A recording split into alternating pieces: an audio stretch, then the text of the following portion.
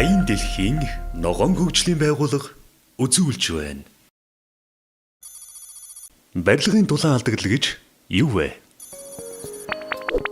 Хүйтний улирлын нөхцөлд дулаан эрчим хүч хамгийн чухал асуудал байдаг.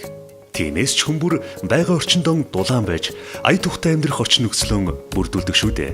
Гэтэл агаарын бохирдлын их усүрийн 80%-ийг гэр хорооллын 200 орчим мянган өрх бүрдүүлж, эрчим хүчний хэрэглээний 70 гаруй хувийг зөвхөн орон байрыг халаахад зарцуулж байгааг тогтоожээ. Гэхдээ бидэнд утааг бууруулж, эрчим хүчийг хэмнэх боломж байгаа юм. Энэ нь дулаан алдагдлыг боломжит дээд хэмжээгээр нь бууруулах явдал юм. Тухайлбал, Улаанбаатар хотын нөхцөлд хүйтний улирлд гэр болон байшингийн дулаалгыг тодорхой хэмжээнд сайжруулснаар дулаан алдагдал 7-оос 10 дахин буюу 90 хүртэлх хувиар буурах боломжтой гэсэн тооцоог шинжлэх ухааны технологийн их сургуулийн эрдэмтэн судлаачид гаргасан байна. Дулаан алдагдлыг бууруулснаар хувь хүн болоод оршин байгаа газар улс орны хэмжээнд ямар нөлөөтэй вэ? Барилгын цай завсрыг чигжээс их замаар битүүлж, хашиг хийцийг дулаалгын материалаар нэмэлт дулаалга хийж, дулааны алдагдлаа бууруулах боломжтой.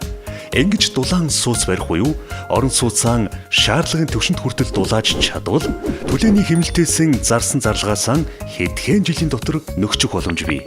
Түгээрч зогсохгүй амьдрах, ажиллах орчны чанар сайжирч илүү таатай орчин бүрддэг байна. Улаанбаатар хотын агаарын бохирдлын 80% нь зөвхөн гэр хорооллын дулаан алдагдлыг нөхөх зорилттой халаалтын системээс үүсдэг.